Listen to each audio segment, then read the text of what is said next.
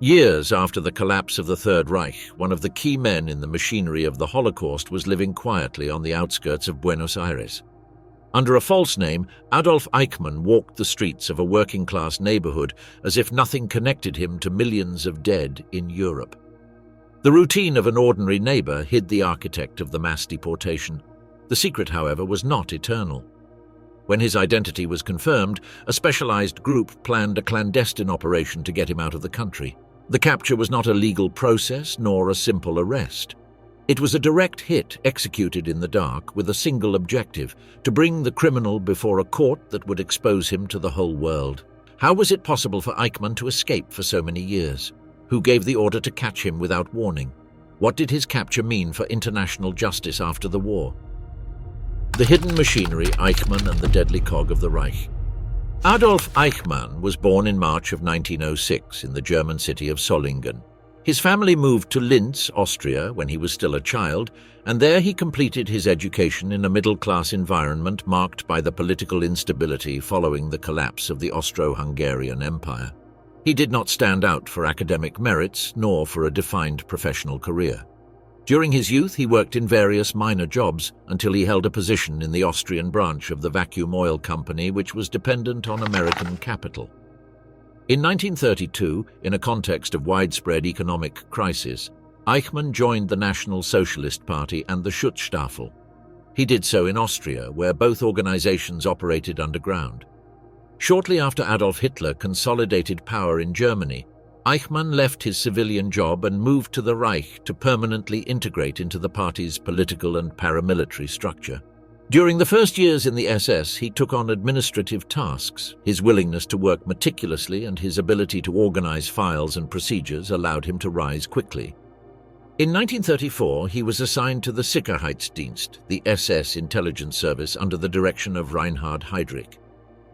There, he was tasked with working in the section responsible for Jewish affairs, which shaped the rest of his career within the Nazi apparatus. His initial work consisted of gathering information about Jewish communities and organizations, both inside and outside Germany. He collected data from publications, reports, and documents, compiling files that facilitated surveillance and political control.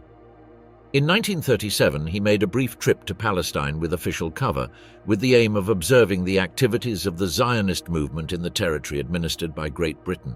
Although British restrictions limited his stay, he used the information gathered for his internal reports.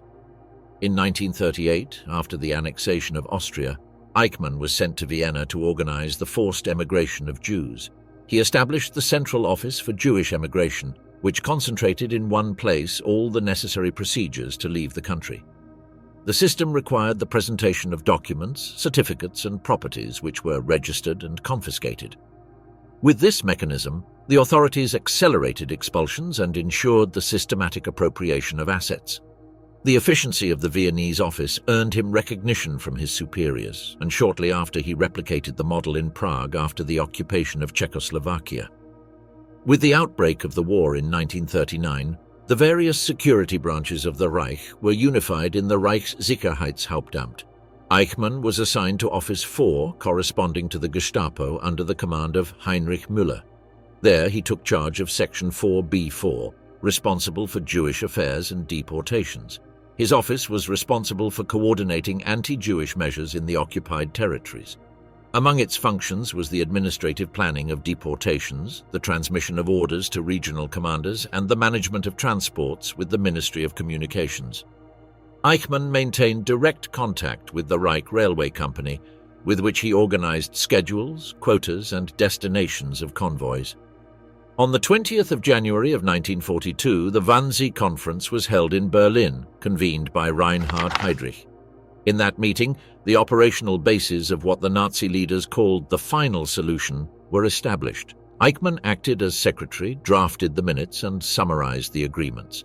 His role was that of an administrative organizer, ensuring that the political decisions were translated into concrete and applicable instructions.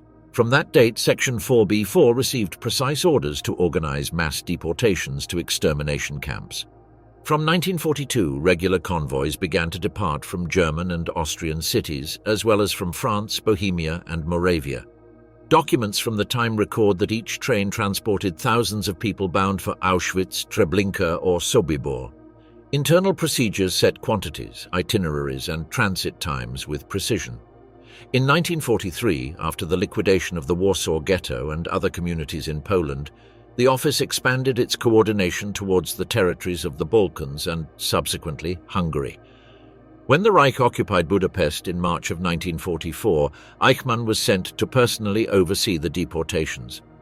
In a few weeks, hundreds of thousands of Hungarian Jews were transported by train to Auschwitz under his instructions. The magnitude and speed of this operation were recorded in railway documents and in the Gestapo's correspondence. The orders issued from Eichmann's office were materialized in telegrams and letters. They specified departure stations, quantities of people to be transported, and wagon allocations. These communications were preserved in the archives of the Reichssicherheitshauptamt and later used as evidence in legal proceedings. With the Soviet advance in 1944, the railway routes were altered, and it was necessary to modify itineraries. Eichmann took care of reorganizing transports, including evacuations from camps to the interior of Germany. The administrative structure functioned until the spring of 1945, when the German defeat caused its collapse. After the capitulation, Eichmann was detained in Austria by American troops, but he managed to escape with a false identity. During the Nuremberg trials, his name frequently appeared in documents presented by the prosecution, although he was not present because he was a fugitive. Railroad officials and civil servants pointed out his responsibility in organizing the transports, and several documents identified him as the main coordinator of the deportations. The International Military Tribunal mentioned its role in the general accusations against the SS and against the Reich's security apparatus. The records noted that he had been one of the most significant individuals responsible for the logistics of the persecution and deportation of the European Jewish population. At that time, however, his whereabouts remained unknown. Shadows on the Run: The Lost Trail in Europe. In May of 1945, after the capitulation of the Third Reich, the structure of the Nazi security apparatus collapsed in a matter of days.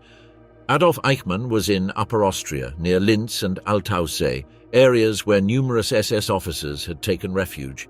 He was still in an officer's uniform and carried documentation that linked him directly to the Gestapo. In that context of chaotic demobilization, he was detained by American troops in the vicinity of Ulm in Bavaria. Registered under his true identity, he was classified as a mid-ranking officer and confined in a prisoner of war camp. The characteristic disorder of the first months of occupation facilitated what would happen later. In 1946, taking advantage of the lack of administrative control in the internment centers, Eichmann managed to escape. He moved to Hanover under a false identity and took up manual labor. During the following years, he alternated between occupations such as lumberjack and farm worker, frequently changing his place of residence to reduce the risk of being discovered. In this period, he used several aliases, including that of Otto Henninger. The post-war context favored its concealment. The Allied powers were concentrating resources on economic and political reconstruction, while the pursuit of war criminals depended on incomplete lists and inefficient identification processes. Many documents had been destroyed during the German withdrawal, making it difficult to assign precise responsibilities to mid-level individuals. For fugitives like Eichmann, this situation created opportunities to go unnoticed, especially outside the main urban centers. The support network of former SS members operated at different levels. There were improvised shelters, organized by comrades who offered temporary accommodation, as well as more systematic structures that were part of escape routes to other countries.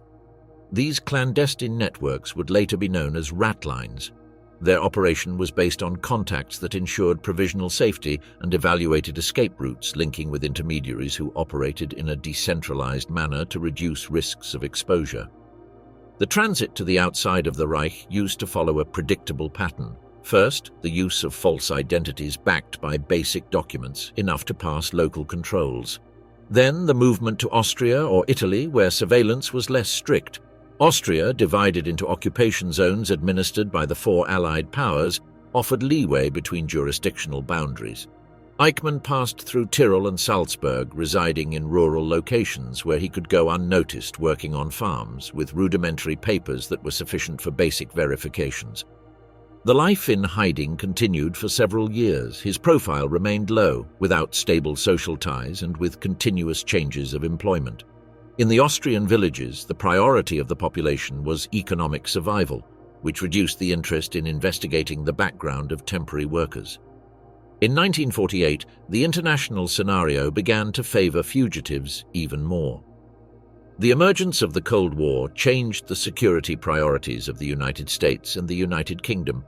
The Soviet threat became the central axis, and the pursuit of fleeing Nazis lost intensity in favor of the strategic objectives of the new confrontation. In that environment, Eichmann managed to integrate into the rat lines that operated from Austria to Italy. These routes primarily used monasteries and Catholic parishes as transit points. There, accommodation, food, and above all, the possibility of establishing contact with international organizations were offered. One of the most used was the Red Cross, which in those years issued travel documents for persons displaced by the war. The procedure allowed fugitives to adopt fictitious identities and present themselves as stateless refugees. The role of certain members of the Catholic clergy proved essential. Some acted for humanitarian reasons without distinguishing between political refugees or war criminals, while others did so out of ideological affinity or because they considered that they had fought against communism. Among them stood out Bishop Alois Hudal, rector of the Church of Santa Maria dell'Anima in Rome, who facilitated paperwork and contacts for numerous ex-Nazis. From his circle, letters of recommendation and endorsements were managed to support applications to the Red Cross. In that context, Eichmann adopted the name Ricardo Klement. With the mediation of religious figures and intermediaries in Tyrol and Bolzano, he moved to Murano and then to Genoa, where the issuance of documents and the purchase of tickets were concentrated. With a fabricated identity and a falsified birth certificate, he submitted an application that allowed him to obtain a Red Cross passport intended for stateless displaced persons. Preserved records show that between 1947 and 1951, thousands of fugitives used this same resource. The process was not limited to documentation. Intermediaries with experience in immigration procedures managed visas and tickets. Argentina became a recurring destination. Its immigration policy, aimed at attracting European workers, offered conditions that allowed the entry of people with Nazi backgrounds without exhaustive controls. The Argentine consulates in Italy processed applications with limited verifications, and the flows of mass emigration facilitated the transit of undercover identities. While waiting in Italy, Eichmann supported himself with odd jobs, always keeping a low profile. Allied surveillance of Italian ports was focused on highly notorious individuals, which left more leeway for those who, like him, had remained at a less visible operational level during the war. Genoa became a starting point for numerous fugitives, partly because the volume of European emigrants exceeded the full capacity of port authorities to control. In 1950, he finally completed the preparations. With the passport issued by the Red Cross in the name of Ricardo Klement and the Argentine visa obtained in Italy, he embarked at the port of Genoa, bound for Buenos Aires. The journey was made on a transatlantic liner, along with hundreds of European emigrants in search of new opportunities. Eichmann kept a low profile during the crossing, not attracting attention among the mass of passengers sharing the same destination. Secret Doors, Argentina, as the executioner's refuge. After the war, Argentine immigration policy became a decisive factor for numerous fugitives of the Third Reich to find refuge in the country. Since 1945, the government of Juan Domingo Perón promoted an active policy of receiving European immigrants. The decrees enacted between 1946 and 1949 facilitated the arrival of technicians, professionals, and workers from a devastated Europe. This strategy sought to meet the need for skilled labor and stimulate the settlement of vast regions of Argentine territory. The National Directorate of Migrations and the Argentine consulates in Europe applied admission procedures with limited verifications. Visas were authorized to applicants who presented valid passports and letters of recommendation without exhaustive background checks. In that context, individuals with very different backgrounds, including former members of the Nazi apparatus, managed to enter the country using real or fictitious identities. The motivations of the Argentine government transcended the humanitarian framework. Perón had observed in Italy certain aspects of the fascist regime's organization that he considered applicable to industrial development. Already in the presidency, he adopted the conviction that European technicians and engineers, regardless of their political past, could contribute to the economic strengthening of the country. This utilitarian vision was complemented by an ideological affinity based on anti-communism, which reinforced the willingness to receive refugees linked to the former Axis. In Buenos Aires, some officials integrated directly into these reception networks. Carlos Fuldner, former officer of the Waffen-SS of German Argentine origin, was one of the main intermediaries. After returning to the country, he organized itineraries, managed documents, and financed transfers for fugitives seeking to establish themselves in South America. Another key figure was Rodolfo Freude, presidential advisor and son of a German businessman with previous ties to the Nazi regime. From the Argentine intelligence headquarters, Freude maintained contact with German communities and facilitated the integration of newcomers, even influencing migration decisions. These networks operated with the knowledge of the highest authorities. Perón had adopted a policy of welcoming that, although publicly presented as humanitarian, responded to strategic interests. He considered that European immigrants could contribute to Argentine economic independence from American influence and at the same time strengthen industrial capacities. British and American intelligence files, declassified decades later, confirm that the Allies were aware of these activities but chose not to intervene, prioritizing the challenges of the Cold War. In that scenario, Adolf Eichmann arrived in Buenos Aires under the identity of Ricardo Klement. He departed from Genoa in July of 1950 aboard the liner Giovanni C. The disembarkation took place at the Buenos Aires port on the 14th of July. He presented a passport issued by the International Red Cross and an Argentine visa issued at the consulate of that same Italian city. The documentation identified him as a stateless person originally from Bolzano, with the profession of mechanical technician and Catholic religion. The Argentine visa was granted after the presentation of the required documents, including a letter of recommendation issued by Italian ecclesiastical authorities. The disembarkation card at the Buenos Aires port recorded these data along with the initial address of residence, a central hotel that served as accommodation for numerous newly arrived immigrants. With this process, he obtained a temporary residence permit, which later became permanent residence through regular mechanisms. Eichmann's entry did not present any particularities that distinguished it from thousands of Europeans in search of a new beginning. The immigration officials processed his documentation routinely without suspecting that he was a fugitive war criminal. This episode illustrates both the effectiveness of the documents issued by the clandestine networks and the limited verification capacity of the Argentine authorities in those years. In the following months, Eichmann handled local documentation as usual. He applied for the Argentine identity card with the federal police and received an official number as Ricardo Klement. With this document, he was able to open bank accounts, sign employment contracts, and carry out administrative procedures without the risk of being identified. Records from the National Directorate of Migrations and subsequent judicial documents confirm the existence of this identity card. The regularization of his legal situation was favored by the discreet network of German contacts already established in Buenos Aires. These connections provided him with guidance in administrative procedures and in the job search, although there is no evidence that he received substantial financial support.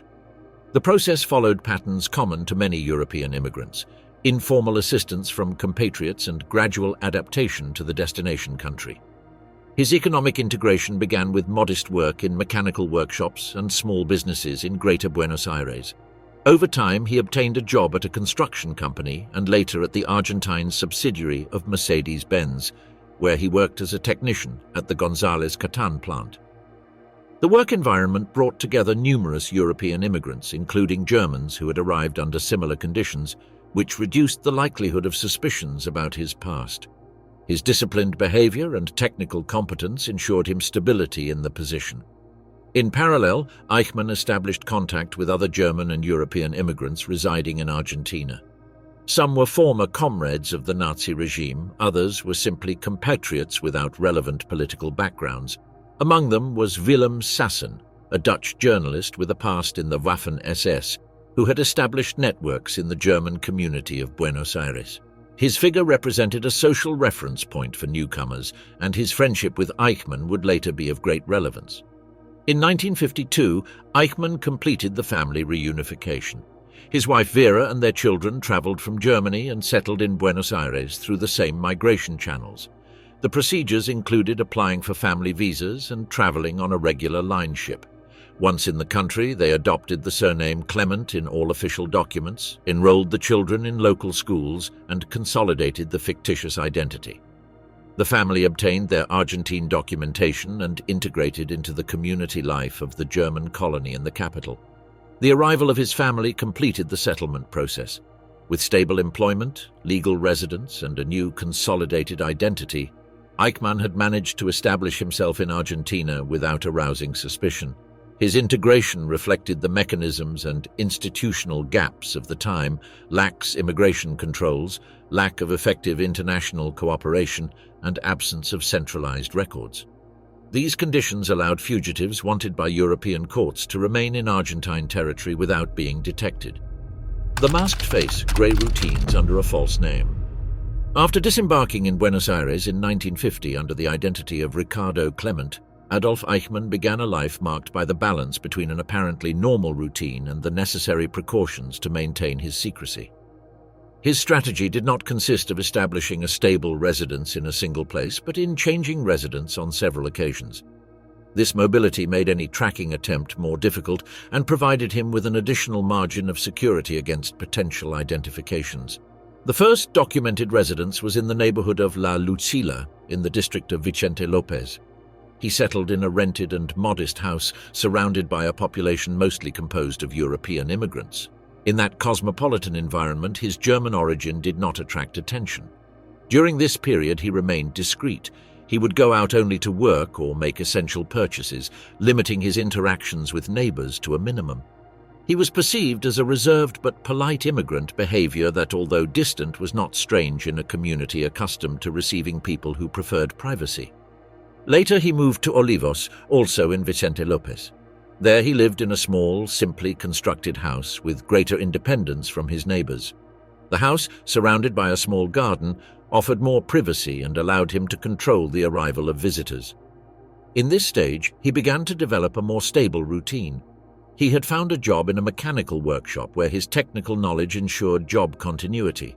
His colleagues considered him competent and reliable, although they noticed his reluctance to talk about his European past. In the mid-1950s, he moved with his family to San Fernando on Garibaldi Street. There, they gradually built a precarious house of brick and sheet metal without running water or electricity. The construction, carried out with the help of his children, was modest but functional. The choice of location was based on strategic criteria. It was a suburban area with low population density, dirt roads, and scattered houses. That semi-rural configuration provided him with the isolation he sought. The home at number 14 Garibaldi Street became his longest residence and was the place where he remained until his capture in 1960. The House of San Fernando reflected its security concerns. It incorporated a rudimentary basement as a possible shelter and a basic alert system to detect unexpected visits. These measures, though simple, showed its constant fear of being discovered. At the same time, it organized family life austerely. The furniture was sparse, the income limited, and the routine strict. The family traveled by public transport and adopted habits of discretion. Its children learned from a young age to avoid comments about their past or about details of life at home. In parallel with these changes of residence, Eichmann diversified his jobs. At the beginning, he worked in repair workshops, jobs that required little background verification.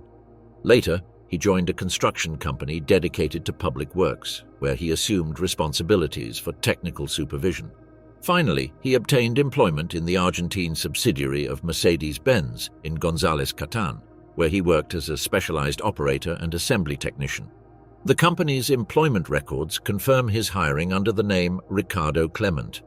His performance was positively evaluated by supervisors who highlighted his punctuality and discipline. The industrial environment of Mercedes-Benz brought together numerous European immigrants, which facilitated their integration without raising suspicion. Some of his colleagues had also been involved in the Nazi regime, which made it easier to build informal connections. However, Eichmann remained cautious and avoided references to his past. He supplemented his income with domestic activities. He raised rabbits and grew vegetables on his property, selling part of the production in local markets. These initiatives reinforced his image as a hard-working immigrant and allowed him to justify his simple lifestyle. The family reunification was completed in 1952. His wife Vera and his children legally arrived in Argentina with documents issued in the name of the Klement family. They settled in the house in San Fernando, adopted the undercover identity, and integrated into the local community life. The children were enrolled in neighborhood schools and participated in activities of the German community in Buenos Aires. This family stability consolidated their new life in the country. In those years, Eichmann began to frequent Willem Sassen, a Dutch journalist who had been a member of the Waffen-SS and who had resided in Buenos Aires since the post-war period. Sassen had become a prominent figure in circles of European immigrants, known for his ability to connect in political and intellectual spheres. Around 1956, he organized meetings at his home with former members of the Third Reich established in Argentina. The stated purpose was to collect testimonies about the war from a German perspective and to produce a work that would challenge the narratives of the victors. Eichmann attended these meetings under the name of Ricardo Klement, although in that small group his real identity was known. There he recounted his experience in Section 4B4 of the RSHA. His interventions described the administrative organization of the deportations, the procedures for coordination with the German railway, and the relations with other high-ranking officials of the Reich. His speech was technical and bureaucratic, lacking dramatization, focused on the magnitude of the transfers and the mechanics of their execution. Sassen recorded the conversations on magnetic tapes. The meetings were held on the weekends, with the presence of a small group of participants. He acted as a moderator, asking specific questions and guiding the dialogue towards topics of interest. He also displayed documents and photographs to stimulate the memory of the interlocutors. The resulting transcripts, known as the Sassen tapes, constitute today one of the most significant testimonies of Eichmann's involvement in the final solution. In those recordings, Eichmann appeared not as a marginal witness but as an official conscious of his role in the administrative machinery of extermination. He described the procedures with bureaucratic coldness without reference to personal or emotional motivations.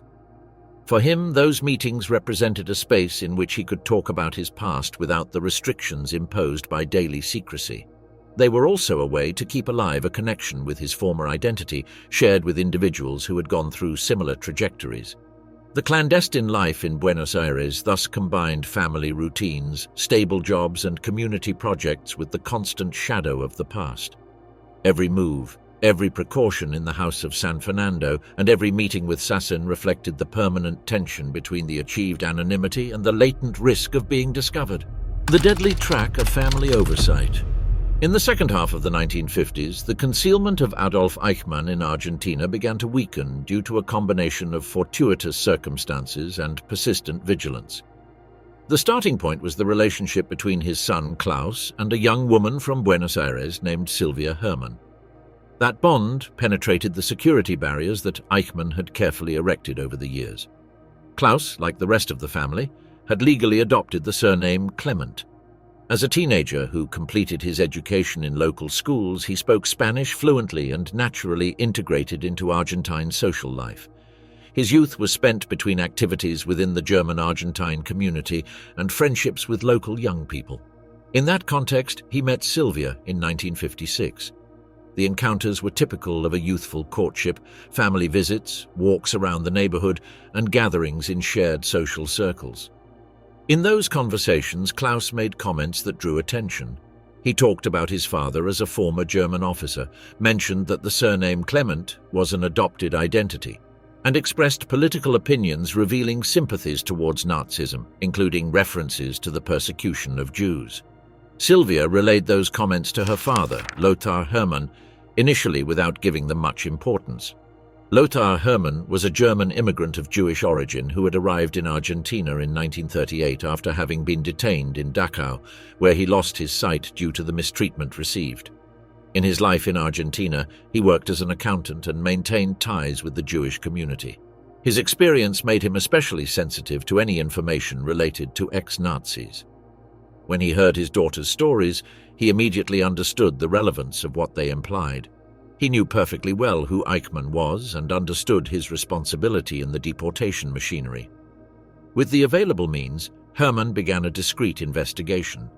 He asked Sylvia to obtain more details about the family, verified through contacts in the German community, and confirmed the existence of a residence in San Fernando, where a man of German origin lived who worked in an industrial company. Convinced that it was Eichmann, in 1957 he drafted a letter addressed to the authorities of the Federal Republic of Germany. He included approximate address, physical description, and the comments attributed to Klaus. The first communications from Hermann did not receive immediate attention. In post-war Germany, the courts received multiple reports of alleged Nazis abroad, many of them impossible to verify. However, his letter finally reached Fritz Bauer, the Attorney General of the state of Hesse. Bauer stood out from other German officials due to his commitment to prosecuting Nazi criminals. He had lived in exile and had personal convictions that led him to take any lead seriously. Bauer evaluated the information and deemed it credible. The details were accurate. The presence of Nazis in Argentina was a known fact, and the description of the family matched patterns of concealment. He was also aware that a request for extradition to the Argentine authorities would probably be fruitless. Therefore, he decided to transfer the information directly to Israel. In 1957, he traveled discreetly and presented the case to the Mossad and the Israeli Ministry of Justice. The report delivered included the undercover identity of Ricardo Klement, the address in San Fernando, and the background provided by Hermann. Israel analyzed the information and concluded that the lead warranted investigation, although it required additional confirmation. Between 1958 and 1959, Israeli agents conducted the first surveillances in Buenos Aires. They observed the indicated residence and obtained photographs of the suspect, but the quality of the images did not allow for a conclusive identification. In some cases, the observers even doubted, considering that the man portrayed seemed too young to be Eichmann. These initial doubts delayed decision-making. Some analysts suspected that it could be a mistake or false information. Bauer, however, insisted on the authenticity of the lead and warned about the risk of Eichmann moving to another residence if he suspected surveillance. His warnings led Israel to intensify the investigation. Towards the end of 1959, the Mossad decided to substantially increase their efforts. Agents specialized in clandestine operations were deployed in Argentina with the specific mission of confirming the identity of Ricardo Klement. The new phase of observation was much more meticulous. The investigators documented the daily routes between the house in San Fernando and the bus stops, work schedules, family habits, and social patterns. The surveillance also included his wife Vera and their children, confirming that the family composition matched that known of Adolf Eichmann. Photographs of higher technical quality were obtained and compared with images taken during the war. Facial identification specialists analyzed features such as the shape of the ears and bone structure. The results showed clear matches. Moreover, the documentary research provided additional confirmation. In school records of one of the children, the last name Eichmann occasionally appeared, which suggested that the family maintained ties to their original identity. This evidence reinforced the conclusions of the physical identification. In March of 1960, after weeks of intensive observation, the Mossad definitively validated that Ricardo Klement was Adolf Eichmann. The report with all the evidence was sent to Tel Aviv, establishing the starting point for the next phase, the planning of his capture in Argentine territory. The Invisible Hunter, the Mossad stalks.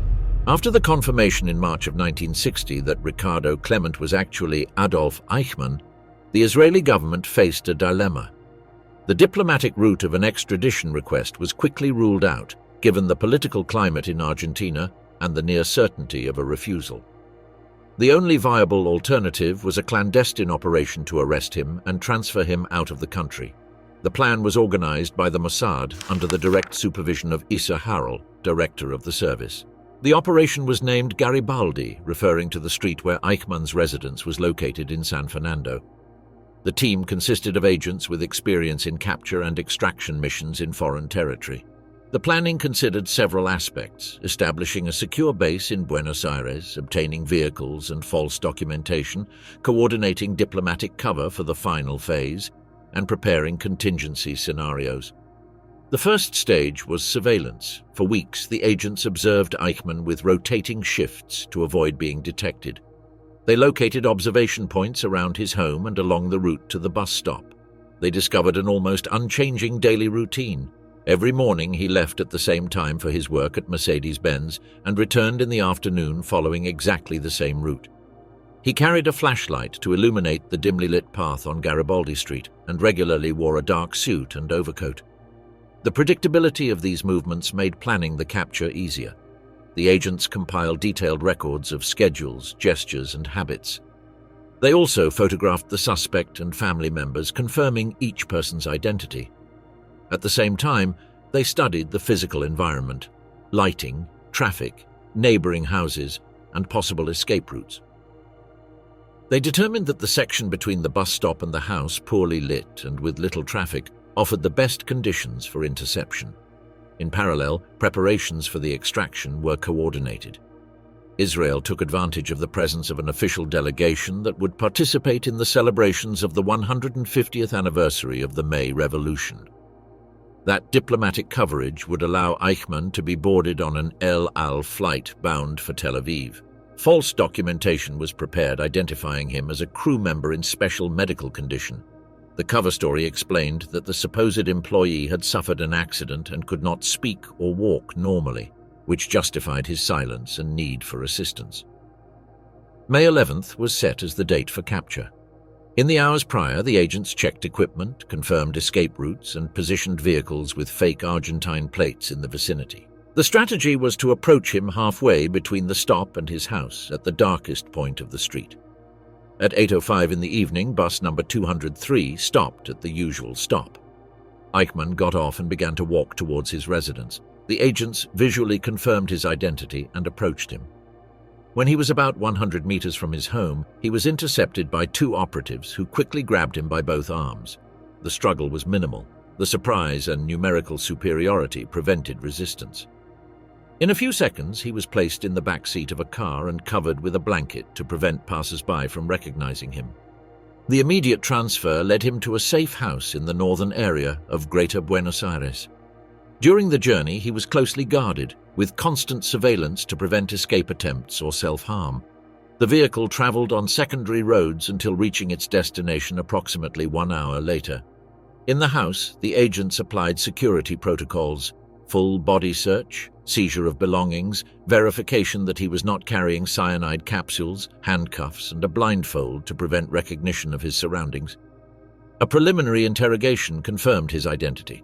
Although he insisted on introducing himself as Ricardo Klement, when confronted with specific data from his career in the SS that only he could know, he ended up admitting to being Adolf Eichmann. During the following days, he remained under strict custody in the safe house with permanent guard shifts and controlled conditions. The interrogations were limited to verifying personal data and his life in Argentina, leaving any exhaustive interrogation about his role in the war for Israel. Meanwhile, the preparations for the air extraction were being finalized.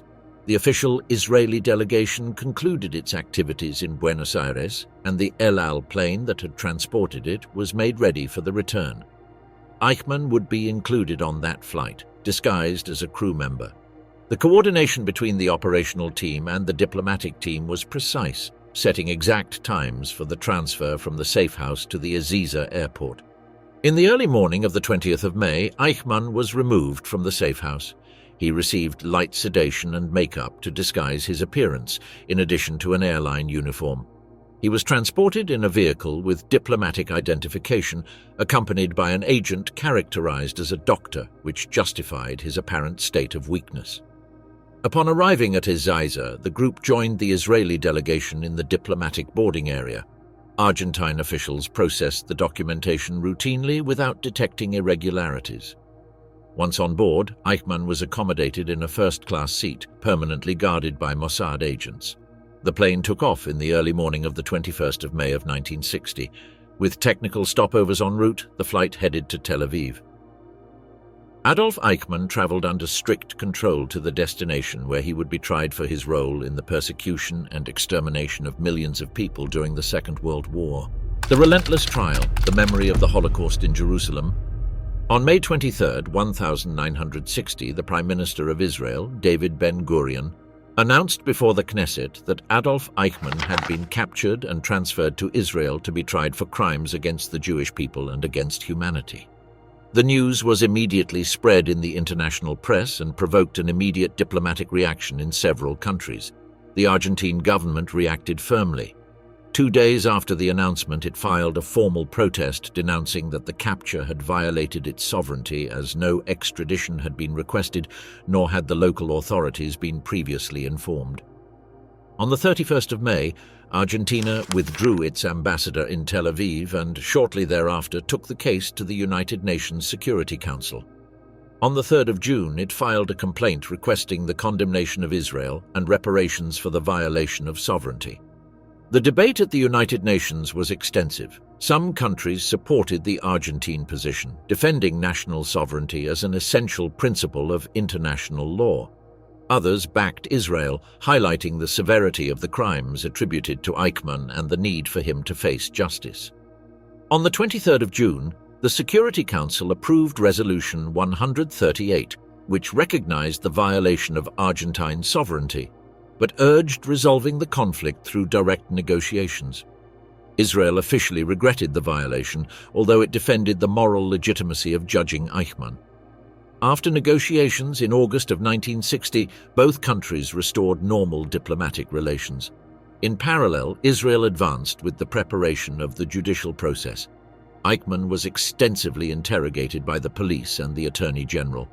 Thousands of pages of statements were gathered, in addition to original documents of the Reich preserved in Allied archives.